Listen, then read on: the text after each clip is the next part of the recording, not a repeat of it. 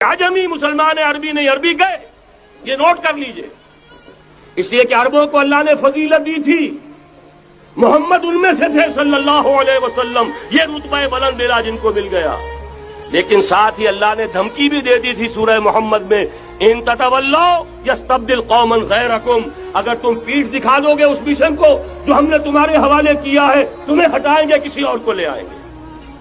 और ये बात हो चुकी है 13वीं सदी ईस्वी में, 1258 में जब सुकूत बगदाद हुआ है, अरबों के हाथ से आलम इस्लाम की क़यादत छीन ली गई, माजूर कर दी। उसके बाद क़यादत किनके हाथों में आई? तुर्कों के हाथ में। तुर्कान तैमूरी हिंदुस्तान में, तुर्कान सफवी ईरान में, तुर्कान सल्जूकी मिडिल ईस्ट में, और तुर्कान उस्मानी का तो कहना ही क्या है, वो एशिया माइनर से चलकर, आपको मालूम है कि मशरकी यूरोप का कितना बड़ा इलाका, द ग्रेट ऑटोमान एम्पायर इस सदी के आगाज तक कायम थी।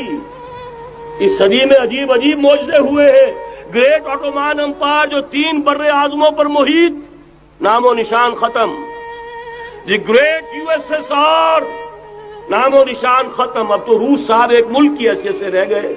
ये इस सदी में दो और वक्त नहीं है, मैं और आपको क्या बताऊं। इस सदी में तो बड़े बड़े अजीब आजूबे हुए हैं, बड़ी बड़ी 2 अजीम जंगें हो चुकी है, तीसरी जो है सर पर खड़ी है, दूर नहीं है, जिसको हदीस में कहा गया है अल मलहमतुल उज़्मा, तारीख इंसानी की अजीम तरीन जंग, और वही सलीबी जंग जिसका आगाज बोस्निया से हो चुका है। बहरहाल इस वक्त जो मैं कह रहा था, वरना मेरे पास तो यानी ये कि दर्द दिल कहने के लिए वक्त नहीं है, मुझे अपनी बात को महदूद करना पड़ रहा है।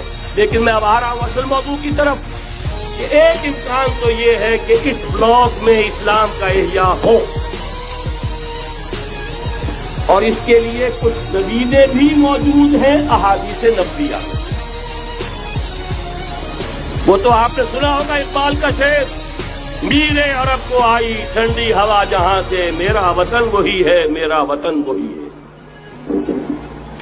हदीस में आता है यखरुजु नासुम मिनल मशरिक युअत्तिऊन लिल महदी यानी सुल्तान।